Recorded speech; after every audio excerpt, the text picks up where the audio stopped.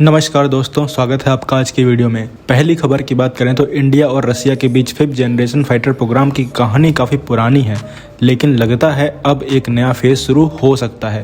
Sources के मुताबिक Indian air force अब SU-57 वर्जन में इंटरेस्ट नहीं दिखा रही, बट अब फोकस सीधा मॉडर्नाइज्ड सेकेंड स्टेज वेरिएंट पर है, जिसे SU-57M1E या SU-57M कहा जा रहा है। सिंपल लैंग्वेज में समझे तो इंडियन एयर फोर्स पुराने वर्जन नहीं बल्कि अपग्रेडेड फाइनल वर्जन चाहती है। पहले SU-57 जेट्स में सबसे बड़ा इशू इंजन्स को लेकर था।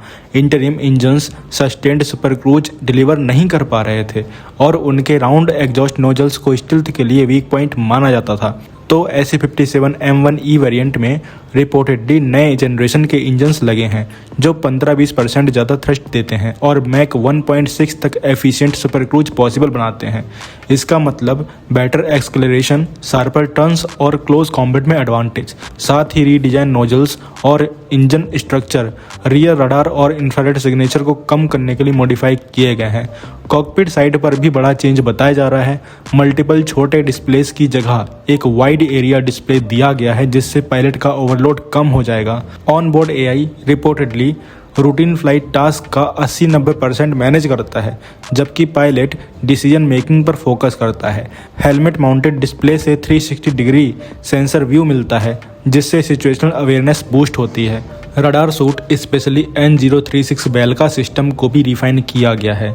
तो अब इंडियन एयर फोर्स के लिए ये कैपेबिलिटी स्ट्रेटजिकली इम्पॉर्टेंट हो सकती है। इम्पॉर्टेंट बात यह है कि अगर डील आगे बढ़ती है तो गवर्नमेंट टू गवर्नमेंट रूट से ही होगी और फिलहाल इंडिया लोकल मैन्युफैक्चरिंग कंसीडर नहीं कर रहा।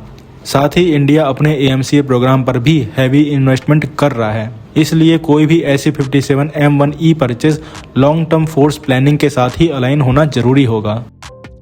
अगली खबर की बात करें तो US में एक सीरियस नेशनल सिक्योरिटी केस सामने आया है।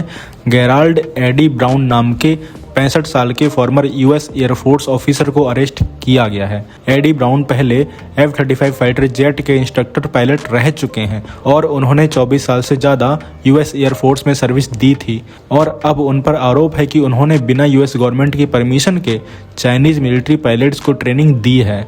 US डिपार्टमेंट ऑफ जस्टिस के मुताबिक एडी ब्राउन ने 2023 से ऐसे कॉन्ट्रैक्ट अरेंज करने शुरू किए जिनके तहत वो चाइना के पीपल्स लिबरेशन आर्मी एयरफोर्स के पायलट को ट्रेन कर रहे थे। अमेरिका में एक स्ट्रिक्ट लॉ होता है, आर्म्स एक्सपोर्ट कंट्रोल एक्ट और international traffic in arms regulation. इन सभी लॉज के तहत अगर कोई फॉरेन मिलिट्री एक्सपर्ट किसी फॉरेन मिलिट्री को डिफेंस संबंधी ट्रेनिंग देता है तो उसके लिए स्पेशल लाइसेंस लेना जरूरी होता है और एडी ब्राउन के पास ये लाइसेंस नहीं था।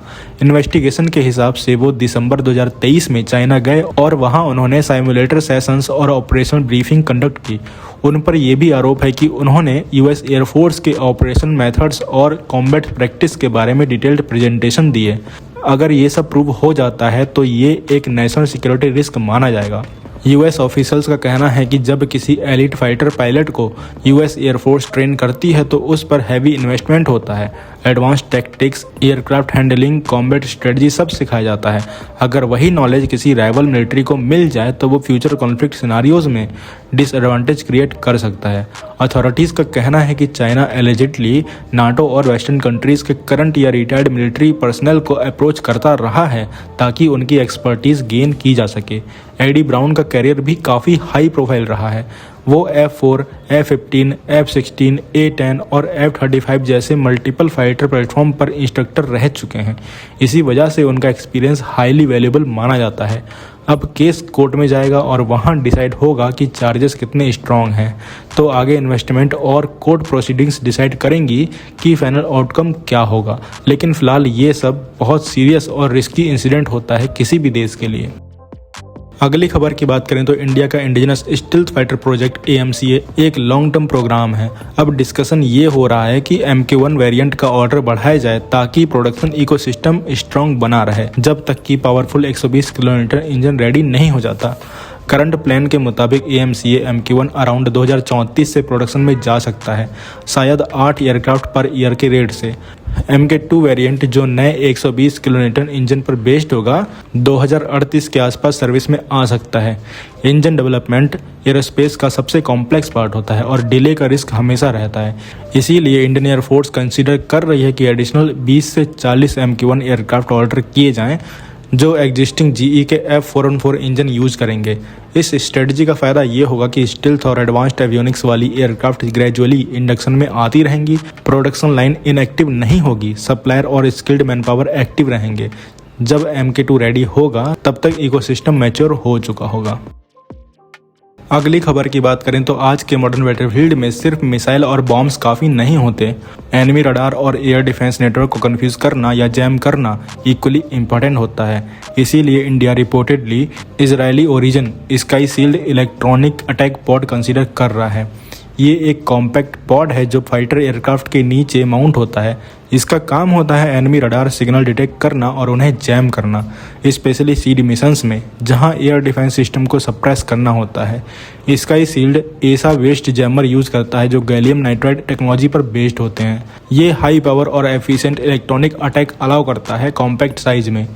System automatically radar threats detect करता है और उनके अगेंस्ट जैमिंग टेक्निक अप्लाई करता है। पायलट को मैनुअली हर रडार हैंडल करने की जरूरत नहीं होती। सिस्टम बैकग्राउंड में मल्टीपल थ्रेट को साइमल्टेनियसली जैम कर सकता है जबकि पायलट मिशन पर फोकस करता है।